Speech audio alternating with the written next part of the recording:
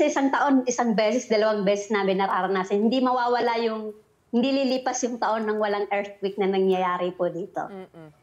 Pero kung So, ikukumpara po natin, mostly po nangyayari siya after Chinese New Year or before the Chinese New Year.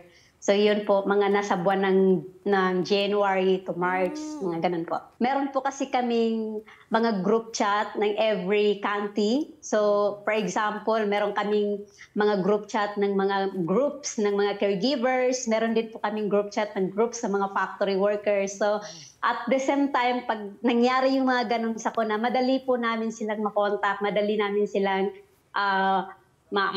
makukumusta kung nasaan sila banda, kung ano yung kalagayan nila.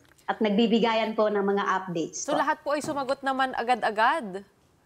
Wala Yes naman po, tayo. pagka may mga ganong senaryo, sila mismo po immediately nagbibigay ng update sa mga kaganapan kung ano yung nangyayari. So, yun po, yun yung kagandahan kasi nagkakaisa yung ating mga Filipino migrant workers. Well, actually, pagka nagyanig po, sumabay po yung drill, yung notification sa aming mga mobile phone na mayroong mga ganong ganap. But this time, hindi po lahat nakakatanggap ng notification.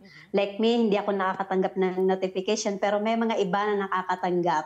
And after that po, hindi naman yung totally din na nagpapanik yung mga tao, yung gobyerno nila talagang before sila maglabas ng statement and announcement, minimake sure po nila na natatakil na yung mga plano before nila sinabi sa mga media.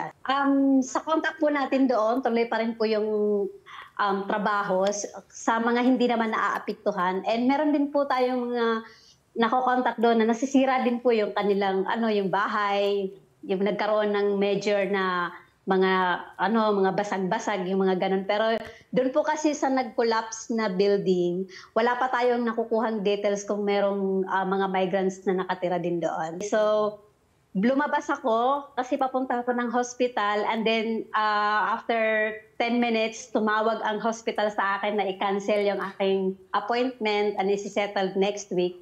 So, pero nasa labas na po ako, yung metro, yung train po, every time po na tumatakbo, nag-i-stop po siya. So, yung long line po ng train from Taipei bound to Hsinchu, to Taichung, ang bagal po ng takbo. At the same time, ang layo ng agwat ng delayed, minsan 40 minutes delayed, minsan more than an hour delayed. And this morning nangyayari yan hanggang 2:00 ng hapon, but now unti-unti nang bumabalik sa normal po yung travel ng mga tao. Kasi start bukas is holiday. Children's Day dito hanggang Friday. So mahabang bakasyon hanggang Sunday to. Kaya yung mga tao nasa yan sila, nasa on the way for travel. Actually may mga iba na papunta sana ng Hualien. Pero yung iba nagka-cancel ng travel, and yun, kaya medyo crowded po ngayon yung mga transportation natin dito.